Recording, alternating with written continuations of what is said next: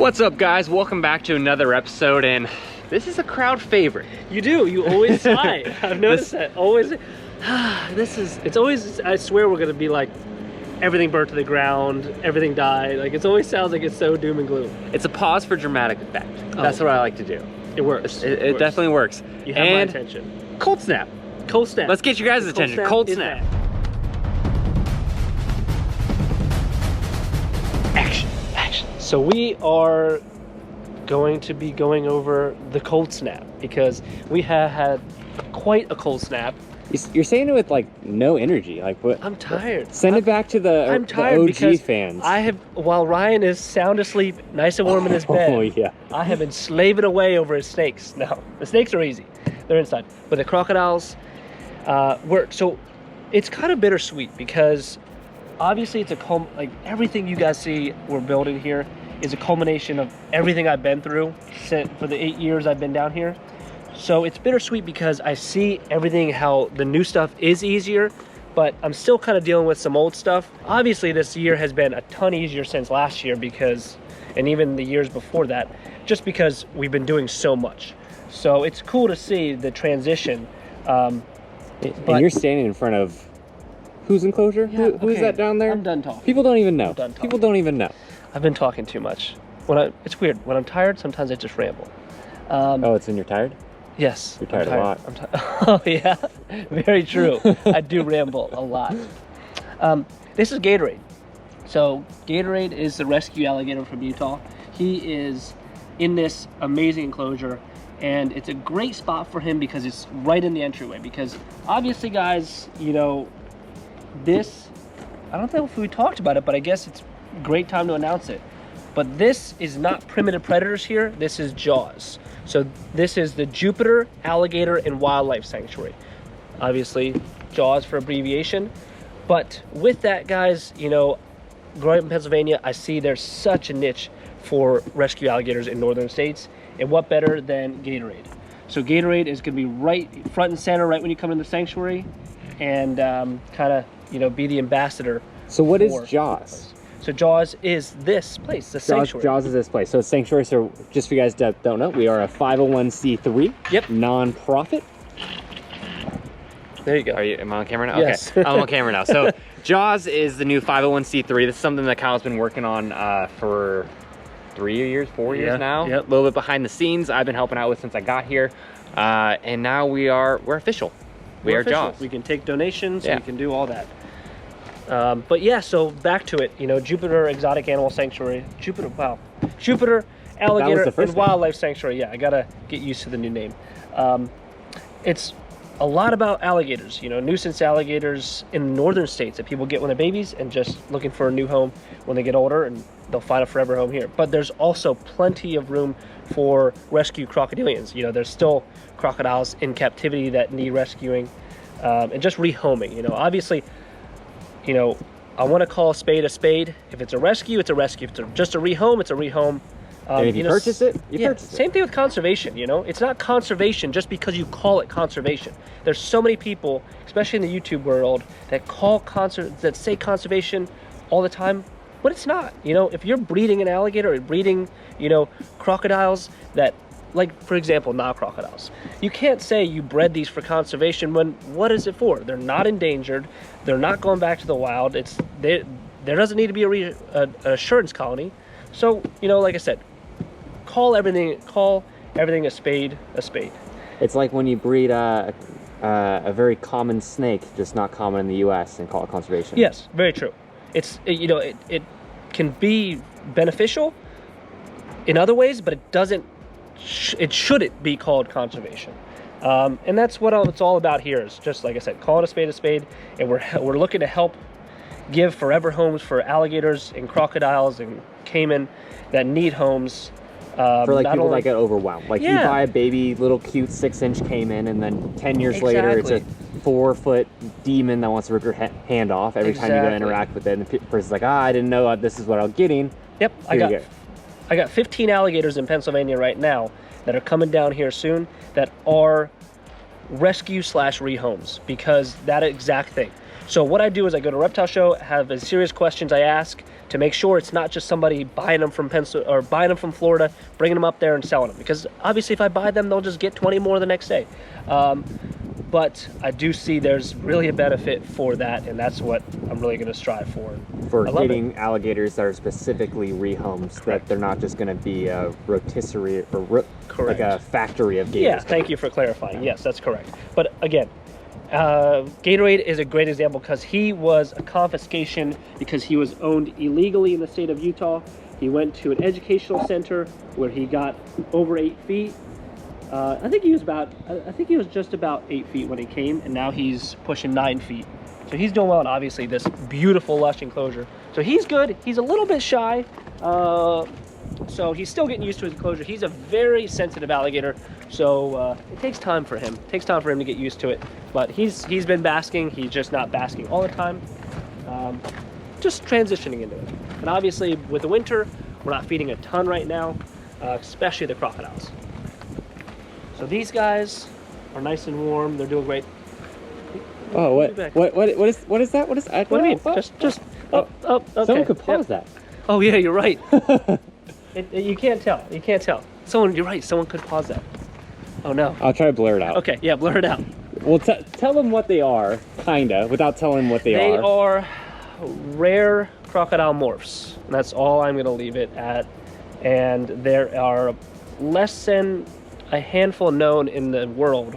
And you have almost a handful. Yeah, we have 3 here, and there's less than a handful known in the world. There's roughly 4 known. And we have a 1.2 trio, so hoping for the best. But yes, we will be showing them very soon, guys. Don't worry. They weren't getting along too well, especially for being the species that they are. So we just blocked them off, and we're setting up a temporary introduction enclosure in their actual enclosure, just because the introduction enclosures are not yet done. But once they're done, we'll have a lot of other crocs, but they're good. They got plenty of room. When do you think you want to unveil those? Just so we don't tease it with a cliffhanger like people have been saying we've been doing. Well, I would say this month, but what is this? End of January? So it's in January. Well, for sure, I'd say beginning of February. It's like next week? Next 2 weeks. Next 2 weeks. Okay. Yeah. Because I'm pretty sure in 2 days it's the beginning of February. Yes. So we have a little bit of a window. We say beginning of January. February. January, February. January. Why did I just say January, February? Yeah, February. January, February. One of the two. Could be today. Could be tomorrow, or most of February. February 2024. So these are the Orinoco crocodiles. Again, what we're doing is we're checking everybody, making sure everyone's basking. But what I do too with the cold is these guys, I don't do really anything. So what I do is before I go to bed, I set the timer and they're done. Like, it's as easy as that. The pump's gonna kick on and off, and depending on how cold or warm it is, sometimes I'll run the pump all night. Now these are supposedly a more cold sensitive species, so obviously I want to make sure that they get plenty of water. And the funny thing is everyone thinks that they're just chill, like they're just laying under the water. No, crocodiles are crazy on cold nights because I feel like they're like so fired up with the cold. I mean, the big salty Ragnarok, he launched up at me 2 nights ago when I was checking. It was like 38 degrees out, and he swam over and launched up at me at the feeding platform. Like, these guys swam over to the feeding platform when I walked on it. That warm water is great for them. It's not like they're just like in hibernation mode. They're fired up and ready to eat. So that's the cool thing, is it shows that warm water that we're pumping in is really working. So what do you have to do for these new enclosures as far as like cold preparation now compared to, like, let's say this time last year? Is it dramatic difference? Do you still have to do stuff? Well, that's the thing is, can you still see the crocs? I can still see the crocs, yeah. So I want to make sure you guys can see the animals. You're just a little in the shade, but I think we'll be fine. Okay. What do I do? Nothing. What do you do? So what I do is just, like I said, set the timer. The pump will kick on. We're putting flow switches on the pumps. So from my phone, anywhere in the world with Wi-Fi, I can make sure that not only are the pumps on, because you could have a pump on, but it could lose prime. What that means is it just can't suck the water. So if you have something that says the pump's on, it may be lying to you because the pump's on, but it's not pumping water. So I want to have a flow meter that I can see, okay, the pump is working and moving water. And then I'm going to have electronic valves, so a secondary pump can go to any system if one fails, so I can switch a valve and it'll kick to another system, so they'll always have, you know, warm water. But what do I do? The one other thing too is, obviously with multiple animals, you could have some fighting, a dominance issue. Now obviously that's why we set everything up to have visual barriers, have little pockets for the crocs to get into. But you still have to make sure that one's not ran up or chased out of the water in the cold of the night. So what I'd usually do is, if it's a really, really cold night, I'll get up once, walk over, make sure every enclosure is good, no crocs are out. I have been in many enclosures many times chasing crocs in.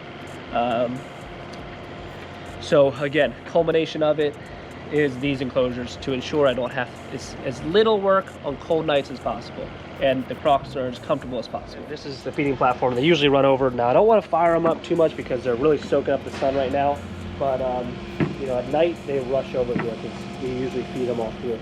As you can see, the tree's not doing too well in there. Cold snap. So yeah, the cold snap killed it. Just poof, fell apart. No, it's been dead for a little bit, so we got to get in there and replace it. We have the replacement. We just got to get in there and get time and make sure we're in there so the workers are safe. But speaking of workers, what is going on over there? I hear a lot of noise. A lot of noise. Yeah, there's a crocodile in there too. Oh, we might want to get over there. No, we actually just moved that female, so it is officially time to clear that area. So I don't think we really talked about it too much. No. We'll go over there and show it and talk about it. But so we got, again, so what I do is usually just, again, behavioral, just want to make sure, because everyone should be out right now unless they are shy or there's aggression or whatnot. So 1, 2, 3, 4, everyone's good, everyone's in the sun. It's funny because we have that giant land area over there, but they love this strip of grass. So there's just there. I think they feel safe too against that sheep pile. Yeah, so I think they just feel safe against there, and they always have their head towards the water, that if there ever is a danger or a stressor, they can bolt right in the water and they're good to go.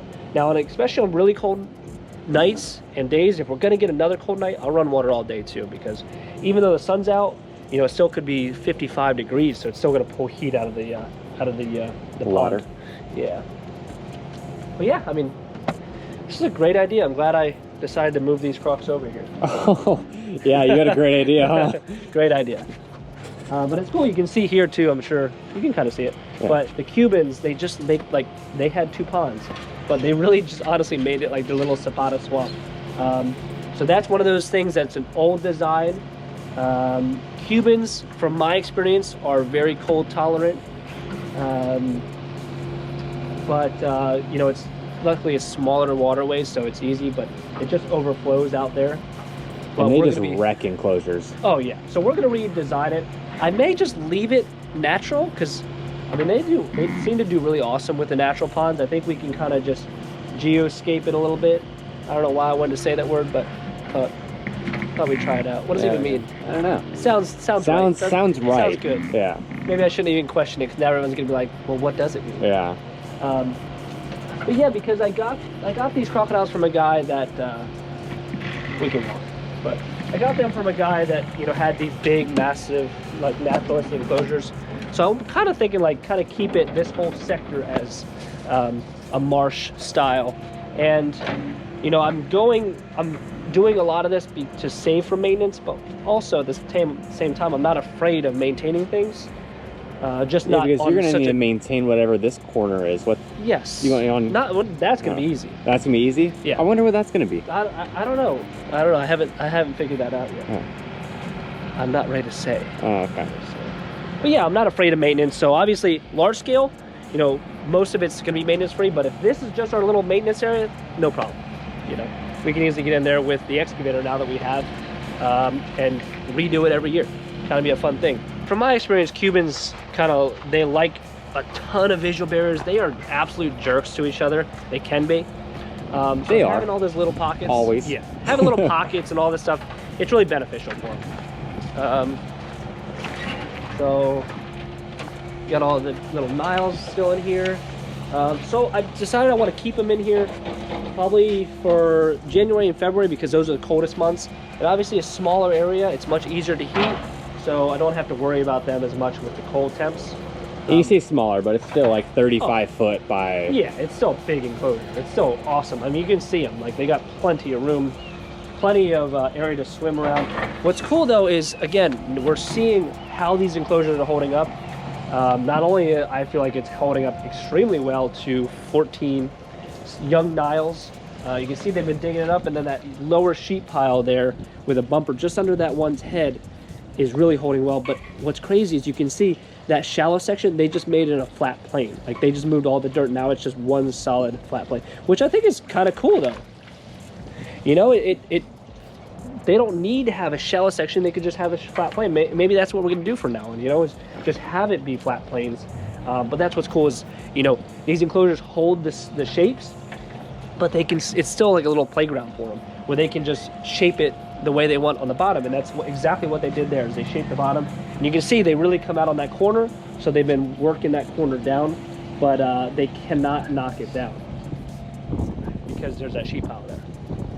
Even the Philippine dug down, like way down, like she's probably 18 inches down, 1.5 feet, but the sheep pile goes 4 foot down. So we're still well into the buffer of making sure she doesn't get out.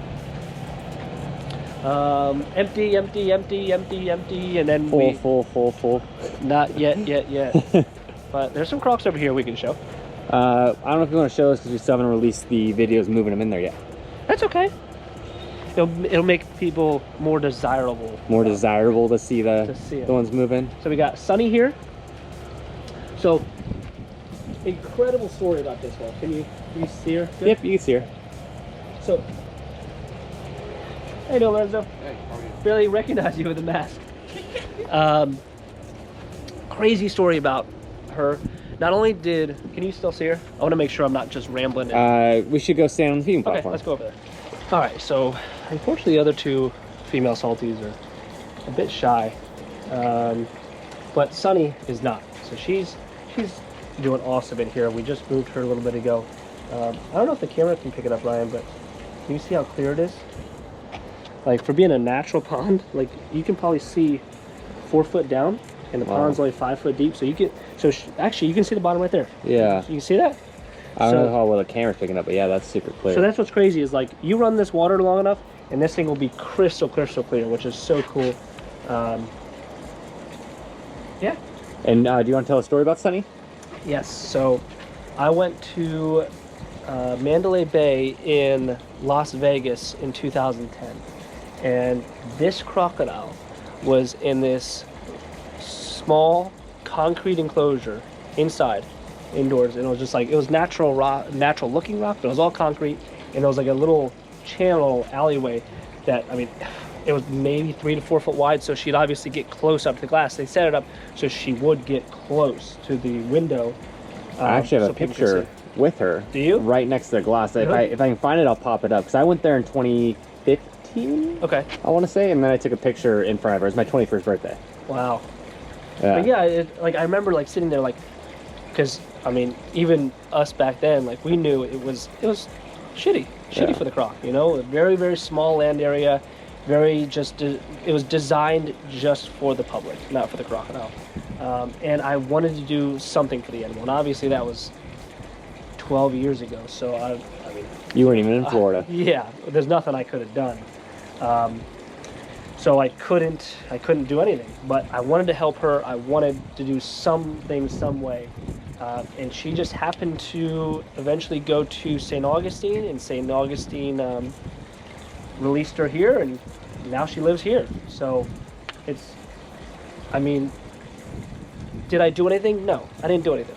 I couldn't do anything, realistically.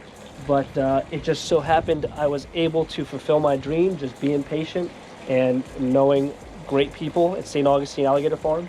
And now she lives out her life outdoors in Florida here. I mean, and this is still only a temporary enclosure. Oh yeah. I mean, that's the thing, is hoping she gets along with that male professor, with Ursula too. Like, they're gonna have a ridiculously enormous enclosure that they will probably get lost in. Do you want to say dimensions on that, just to give people an idea of what's coming? I'm trying. I forget. I know. I'll say the minimum, because I know it's going to be at least 100 feet wide by 250. I think I'm trying to think if there's going to be 2 of those. I think it's 100 foot wide by 250 foot long. So that's 2 of the the 5 ponds guys at the other place. So it's 2 of those put together widthwise, and it's 100 feet longer on the lengthwise. So that goes to show how ridiculously big it is. So it's almost 4 of those put together, those enclosures. And you're gonna have like bungalow or billabongs, and yep. So like a river system. Very, very natural scene. I'm gonna go straight out of Steve Irwin's book with the old crocodile enclosures. And what's cool, guys, is like now that I've been doing all the sheep pile, I've seen he actually built something pretty similar to where, you know, he held the shape. So I think he actually used concrete, because when you can see the water drain a little bit, there's concrete on the sides, and then but he has the grass going up to it, so it looks very natural. So I'm actually going to do a very similar setup. So like we do over there, see that, guys, is I'm going to do that right there. So I'm going to bury the sheep pile down a little bit, so it looks like it's a natural wallow all the way around it. But obviously the croc starts to like dig or wear it out, work away at the bank, then it's going to hit that sheep pile, and you know it can't dig anymore. But then you can see, look, that would literally look like a natural pond, and that's what we're going to do around the whole pond. I feel like I knew what I was doing over there with the 5 ponds, and then I changed a lot to do these ponds, and now I've learned so much from these ponds to do to those crazy big ponds.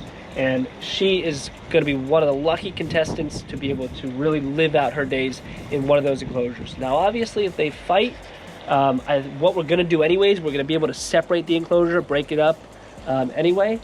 I think what we'll do is we'll do shorter sheep pile and do like bushes to break it up. So either way, they're still going to be able to live out their days there. They would just be separated if they just will not get along. So, oh, she's looking at us, girl. I would call her over, but I started to call her over, and then I was like, wait a minute, because she's soaking up the sun, and on a cold day, it's so... She's like, nope. That was on her, okay. But again, the water is 75 degrees, so it's still very warm. Come on, girl.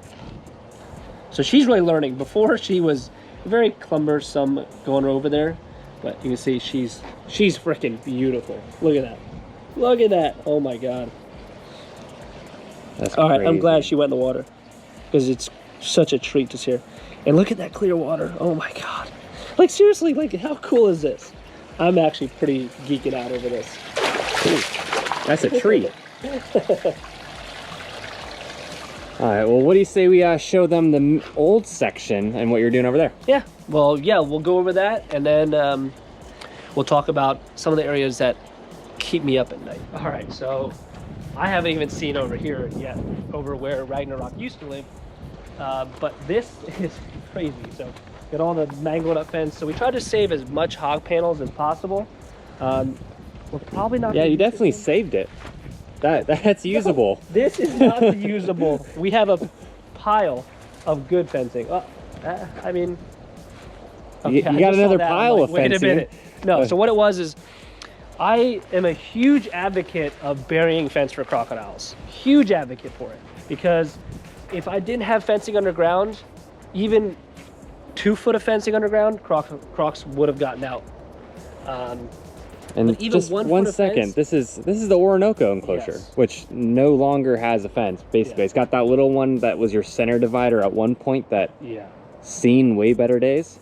Sorry to just touch base on it. So what that hog panels is that's the ones that were buried underground that we can't save, that we'd have to dig up and take forever. So but we saved all the top panels. And what are you going to do with them? We're not going to use it again, most likely. So we're going to see if there's other people that are doing really cool stuff with animals that, you know, could utilize them as well. So do you want them to hit you up, or are you going to reach out to them? Sure, they can hit me up. Fill out a lengthy application. No, I don't know. Yeah, I mean, if you guys are doing cool stuff with animals, you know, I definitely would love to help you out with the hog panels. Well, this is crazy. I mean, even the crate is, like, the trough is down. I didn't even notice that. So Joker is now in here, where Gatorade used to be. Joker is the first rescue alligator I took in when I was younger up in Pennsylvania, and he's probably pushing 8 feet, maybe. Yeah, definitely. So he's getting big. So yeah, Orinoco crocodiles gone. This enclosure where Ragnarok and his girlfriend used to be is pretty much gone. I feel like it's like such a big area now. Yeah. I mean, this is crazy. Just thinking like a couple months ago, we could never walk in here really next to the water, and there's giant crocodiles, and even the fence behind you is going down. Yeah. So like, what we do is chain link's good. I want to still save chain link, but again, buried in the ground. So what we do is we, I want to save as much as we can. So I had this cut. So with you can see over there on the other enclosures, you see how it's shorter paneling? Yeah. So what we can do is we can take this and put it on the small enclosures that we're building, so we can reuse the chain link at least. And basically it looks like that. It's all wrapped up because nicely. chain link is very expensive. So especially right now, everything is expensive. So if we can reutilize some stuff around here, for sure. You know, it still goes with the overall look of the sanctuary. So what's your plan here? Like, what do you obviously rip this out. That one's probably gonna get ripped out. And then all this too? Yes, so this we're gonna completely dig up. So Ragnarok lived out his days for, I think, 4 years here, 4 or 5 years. So there's bound to be a lot of teeth. So we are making a sifting station, and we're gonna be digging this whole area up and running all the sand through a sifting area, and to try to find as many of his massive teeth as possible. But then we're going to be taking this whole area out. So this was the old Nile enclosures, that whole area out, and building this whole area up a foot to match everything else. And then we're going to utilize this area for events. So this whole area, so what will be cool is essentially when we hold events here, you're literally going to be surrounded by crocodiles everywhere. Cubans, there could be a big gator there, all the greenhouse and small enclosures behind there. You got the medium enclosures there, so you're surrounded. All right, surrounded by crocs. Now, what events are you trying to have here? I don't know. We'll see. Oh yeah, but the trough. Let's go look at the trough. So it's pretty sad to see. I'm sure there's probably snakes under there. No, because it's a flat. It was open bottom with grass. There was yeah. Yeah. Okay. Oh, I guess they just. Oh, that was just a wall. Okay. Yeah. You're right. You're right. Otherwise, I would have been out here looking. All right. Yeah, this is absolutely crazy. So this isn't as critical to stay up at night for the Cuban cross and everything, but it's still something that definitely needs some work. Needs a little bit of love. A little bit of love. And you're gonna do gravel paths down this as well, right? I mean, I like this jungly. No, yes, we're gonna do all new paths. So you can see how flooded it is because I've been pumping a ton of water in here. So she's smart. She's hanging right by the. You get in there, nice and deep.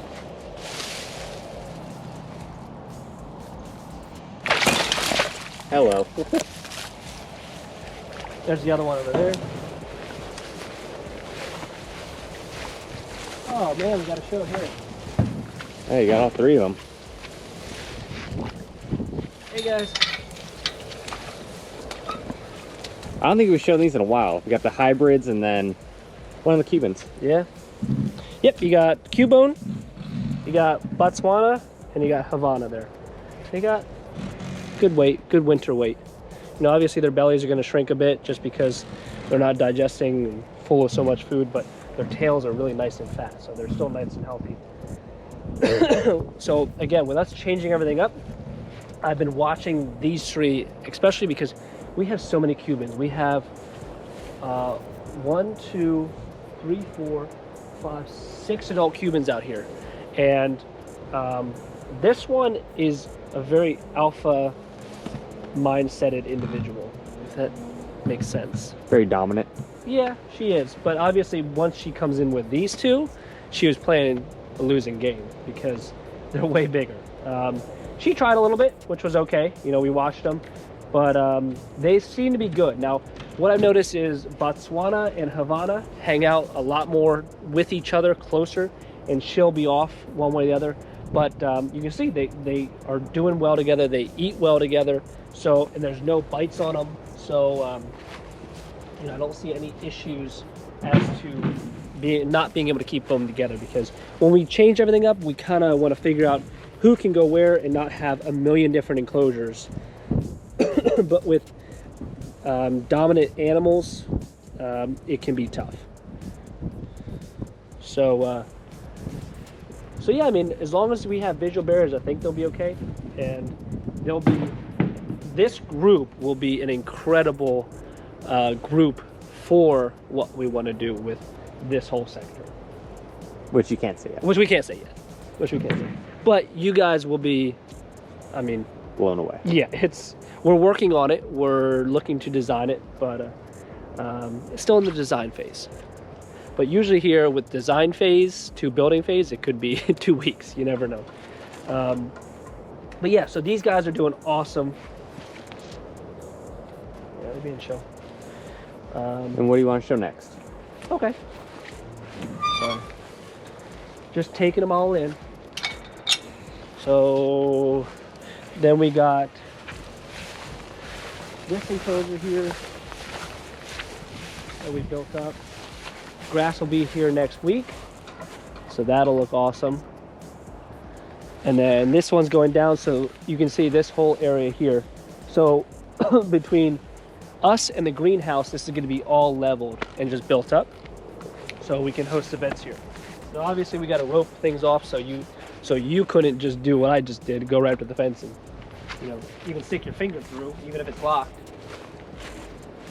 You gotta make it safe. Yeah. Safe for the kiddos. Safe for the kiddos. But yeah, I guess now that we showed all the stuff that's very easy, I'll show you some of the stuff that's not so easy. All right, so this is the thorn in my side. Now, the funny thing is the Crocodile greenhouse is one that, you know, was built predicated on staying warmer, staying, you know, out of the cold, out of the Florida conditions that are subpar. And it's cold. It's cold. And it's warm in here. At least during the day. But the sad thing is this needs a major renovation because the drains, I set them up for Pennsylvania standards when I grew up there. You know, I set them up, I had like a 1-inch feed and a 2-inch drain, which clogs like instantly. I mean, look at this leaf. So you throw a leaf in the water, that's gonna clog a 2-inch drain. So they don't flow really well. So what I have to do is I have to like fill it up a little bit, drain it, fill it up a little bit, drain it, fill it up, drain it. And obviously when it's cold, it does not work. It doesn't keep the water warm enough. So what do? I got these guys in the meantime. So these are just patio heaters. So I change these every night it's cold, run them nonstop, screaming. Seems like a fire hazard. No, not at all, because of this. Because this has a spark, it's called a spark arrestor. So it just catches all the sparks or any embers that could go out and cause a fire, it catches. And so just because I know people are going to say it a bunch, yeah. You don't think it's just going to heat up and burn stuff? Burn what? I don't know. Leaves? The I mean, ceiling? if it's this close, yeah. But, okay, so that... I just know people are going to say it, so I want to make sure that you address it. So essentially, like, look, when you guys are in a campfire, you know, you guys are maybe a foot, 2 feet away. You're not bursting into flames. So unless it's like here, I don't worry about it. You know, obviously, and I've checked. You know, when I fired these up for the first time, I was out here like all the time. I was out here for a couple hours the first time I ran them, was checking everything, checking the temperatures of every little thing to make sure they weren't a fire hazard, just because of that reason. Because these are my babies in here, you know, so I wanted to make sure everything was as safe as possible. And yeah, it's going to be a bit of a jungle in here. I was just about to say that. But yeah, so as you see, guys, like I said, the drains. You see the big salty here. So the drains, they're very tough. They're just clog all the time, so I have to clean them out all the time. And I can't run a ton of water or else they'll just clog and flood the place. Now, obviously, it's warm as heck in here. It's probably 100, honestly, 100 degrees. It's hot. That's what's cool about during the day is it heats up. So it does heat the water up during the day. Here's a little Chinese alligator. That's the female, and then the male's to the left. She's looking plump. She is. She usually lays in May, right? She usually, yeah, like usually like the 1st of May. Now she laid a little late last year, but the first week in May. But yeah, so it's really hot in here. Now the patio heaters have been doing an amazing job, but this is one of those things that I have to keep checking. So I run water to the back because there's tubs that have better drains back there. So I kind of shut this off over here, have the heaters keep it warm over here, and obviously these guys are also sunk into the ground, so that helps tremendously with geothermal, just holding the temperatures much better than having tubs fully exposed to the cold temperatures. But they have patio heaters keep it about 15 degrees warmer in this area than outside, and it's a world of difference. So that helps tremendously. But yeah, so this is the biggest thorn on my side. Now, obviously, this is going to be one of those areas we're going to completely renovate. See what is there anyone else is there? Got the cataphractus there, the African slender-snouted crocodile. Yeah, she's beautiful. Hopefully, you get a boy for her soon. Yeah, that would be good. But the greenhouse is still awesome, and it's gonna be awesome again. It's gonna be easy again once we get everything set up. Got the brown came in there. It is 96.1 in here.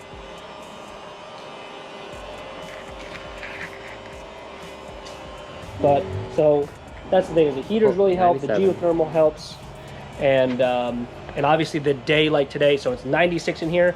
That in and of itself is heating up the water for the nighttime. It's 96 down there. 96, yeah. So that's like probably 2 feet off the ground. Yeah, and that's the reason I checked that, is that's where the crocodiles are, that's where the tubs are. So I want to have the accurate temperature, not, you know, the temperature up there, because that don't matter. Well, where we are, it's definitely 100. Yes, where we are, it's well over 100. Now this is a natural pond.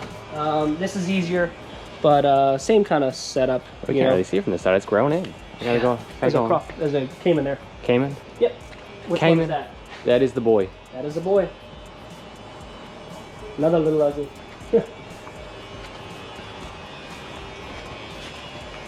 But yeah, so this is a cool setup. You know, it's nice and big for them, but they're gonna be moved out most likely into a large enclosure.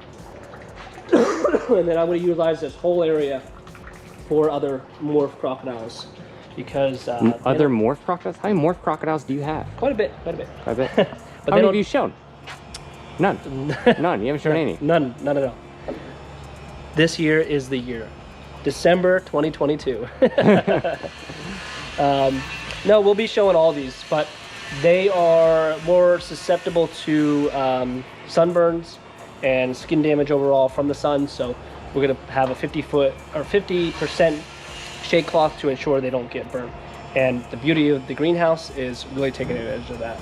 So yeah, this is the thorn in my side. This is one that I've been having issues with the cold. Everything else is pretty straightforward, but this will be on par with everything else next year for next winter. All right, guys, well, that wraps up a cold snap episode. Yeah, if you liked today's video, make sure to like, comment, subscribe, follow us on Instagram at Primitive Predators, and we'll see you on the next one. See you guys.